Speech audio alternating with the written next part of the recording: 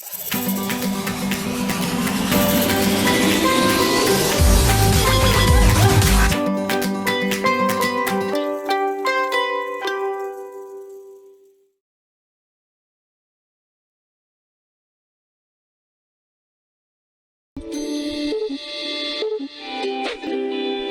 obligation is an act or course of action to which a person is morally or legally bound.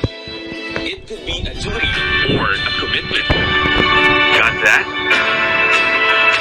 But just because you're young doesn't mean you don't have any of these duties. Even as a student, you have obligations.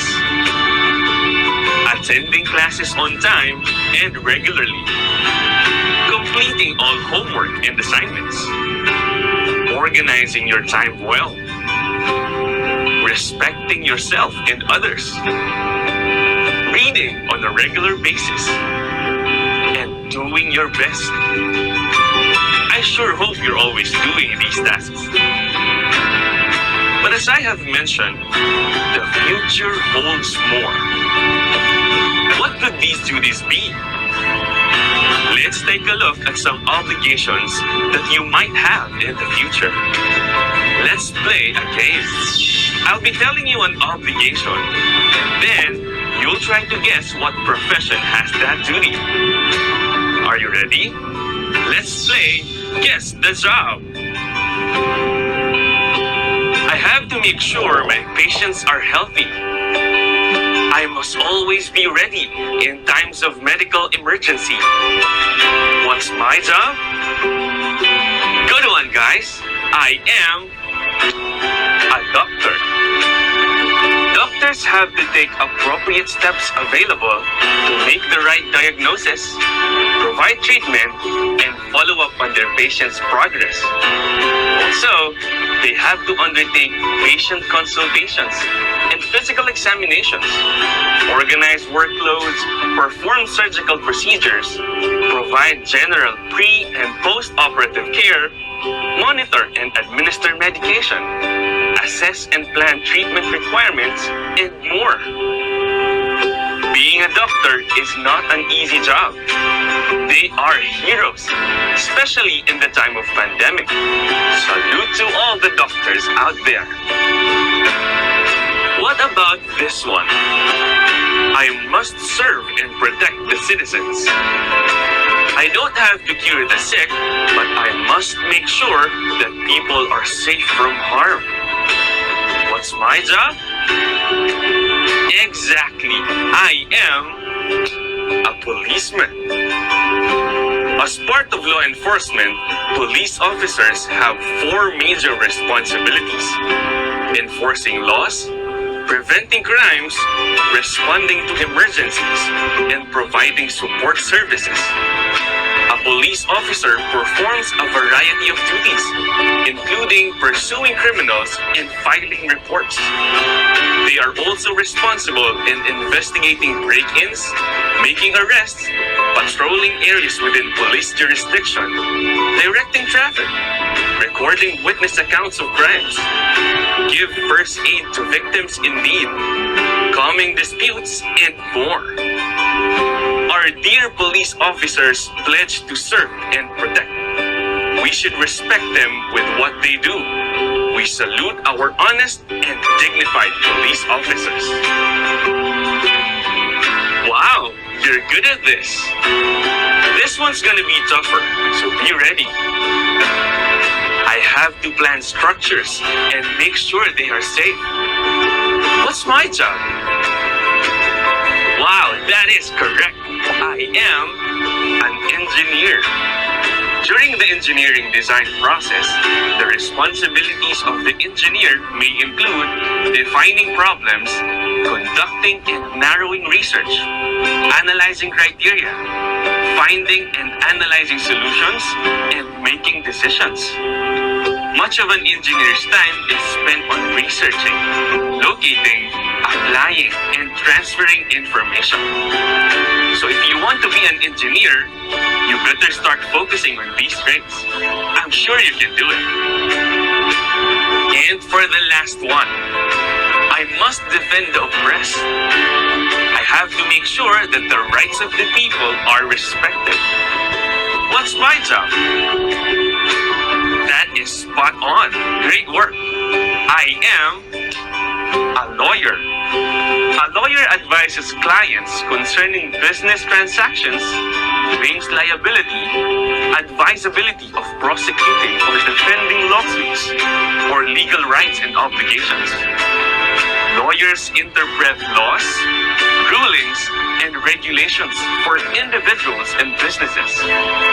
Also known as attorneys, lawyers also analyze the probable outcomes of cases, using knowledge of legal precedents, present and summarize cases to judges and juries, evaluate findings, and develop strategies and arguments in preparation for presentation of cases.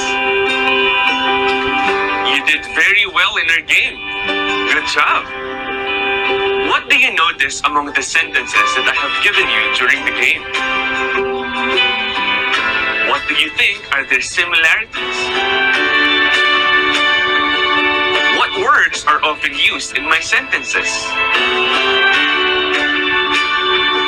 You're right. The words have to and must are always used. Why, you say?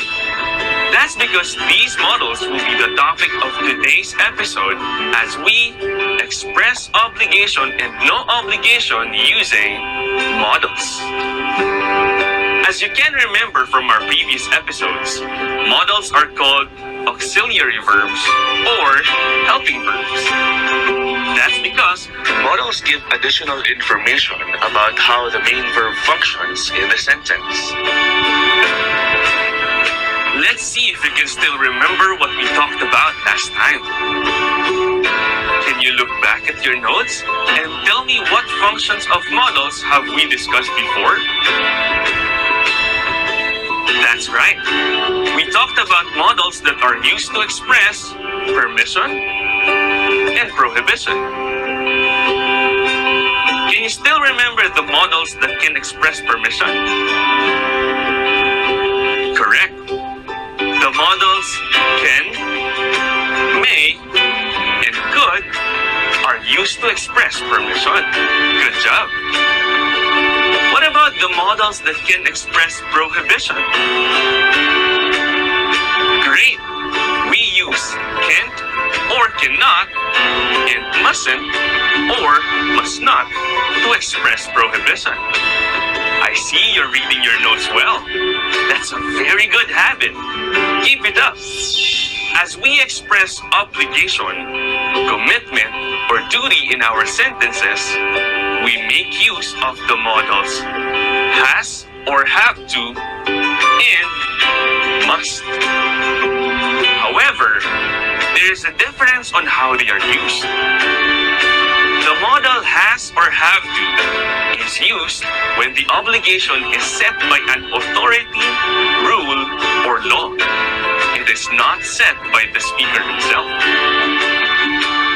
We have to implement the social distancing rule at all times. In this sentence, the obligation to follow social distancing rule is a general rule, not a rule set by the speaker. Also, we used have because the subject is we, which is a plural pronoun. Here's another example.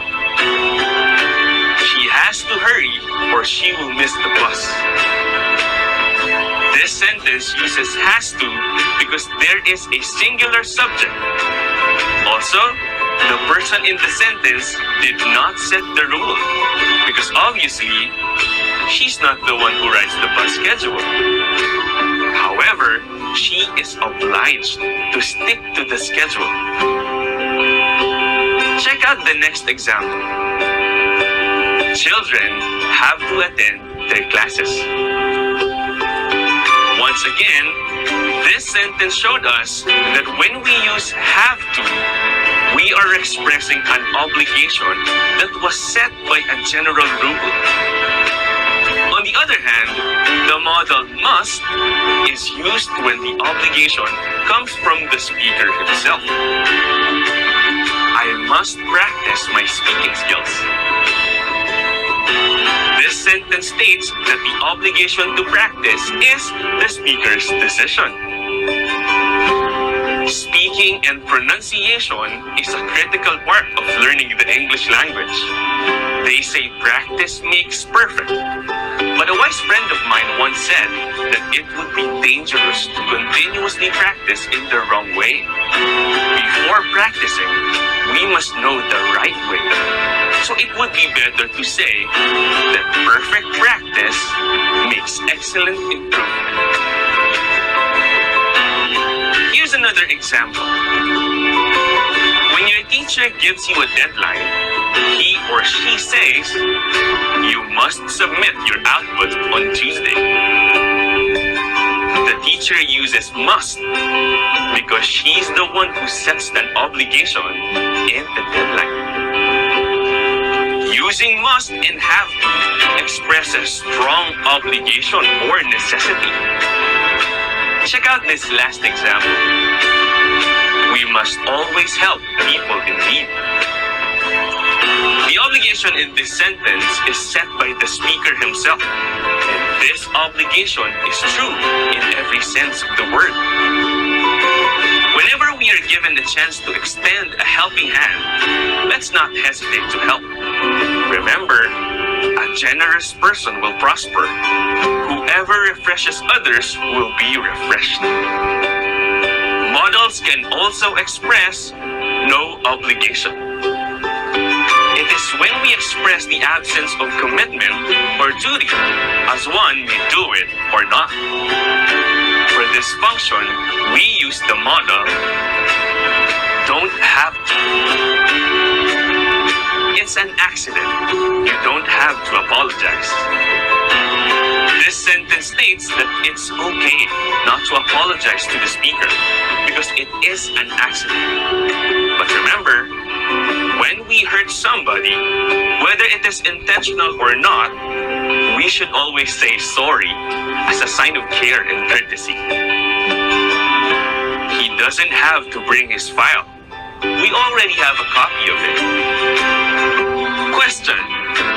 In this sentence, why did we use doesn't have to? Correct. We use the modal doesn't have to because the subject, he, is singular. Also, there is no obligation to bring his file since, as it is said in the sentence, a copy is available. And lastly, you don't have to be perfect to be loved. Do you agree with the sentiment of this example? There is no obligation to reach perfection. For you to be loved, the most important thing is to be true and to be yourself. Keep that in mind.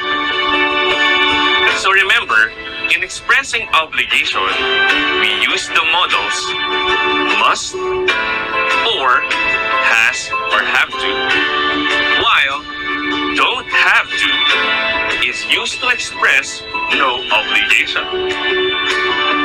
Now let's try what we know about modals in expressing obligation and no obligation. Try to fill my sentences with the modals that would best fit in them. Are you up for that? Let's go! Here's the first one. The museum is free. You blank pay to get in. The sentence says it's free. What modal should we use for this one? Don't have to is the modal that is best fit for this sentence. Do you have the right answer? Good job. The museum is free. You don't have to pay to get in. Let's try the second one. We blank hurry. We're running out of time. They are running out of time. Hurry. What modal should we use for this one? The speaker sets the obligation for this one. So, we will use the modal must. Good one. We must hurry. We're running out of time. about this last one? Students plan to develop the habit of reading. In this sentence, it is not the speaker who sets the rule. So, we will use have to. Having a habit of reading is a general rule, but we have to be careful with what we read. It should always be age appropriate to us. Students have to develop the habit of reading. Good one, guys. Now let's up the challenge for this one. For a very short yet exciting activity, let us accomplish a learning task wherein we will use everything we learned about modals so far. Modals that express permission, prohibition, and obligation. We will try to supply phrases that have the right modals and verbs to complete the statements from our sample conversation. Are you ready? Let's do the dialogue together. Once upon a pandemic. There is no perfect time and age to become responsible and well-informed citizens. Anyone can be one, especially in this time of crisis. I was not born with a silver spoon in my mouth, so there is nothing I can do to survive the situation I'm in at present. Likewise, we were both raised in love, faith, patience, and perseverance. We planned strong. The answer is must be, because the rule was set by Andy himself, not a general rule.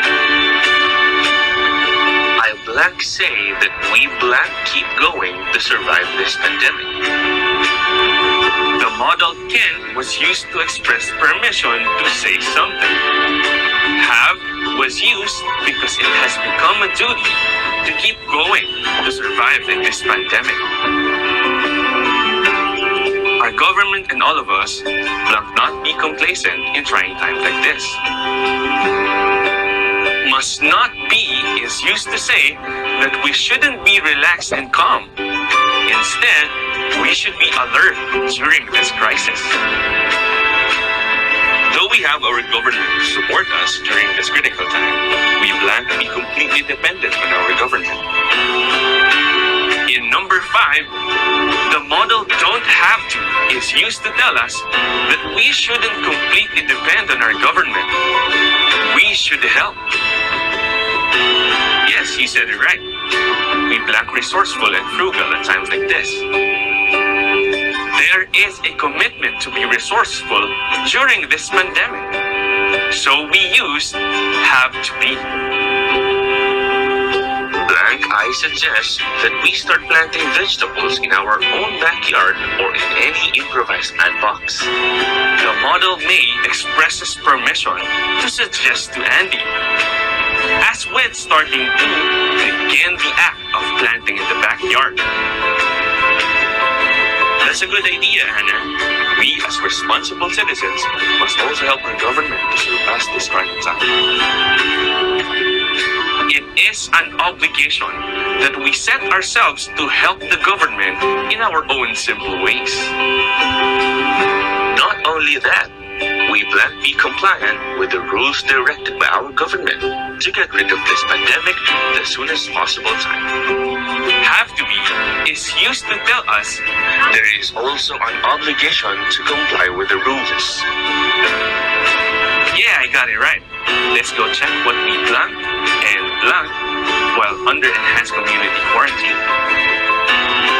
These modals, must and mustn't, are used to express our obligations and things that are prohibited during the ECQ.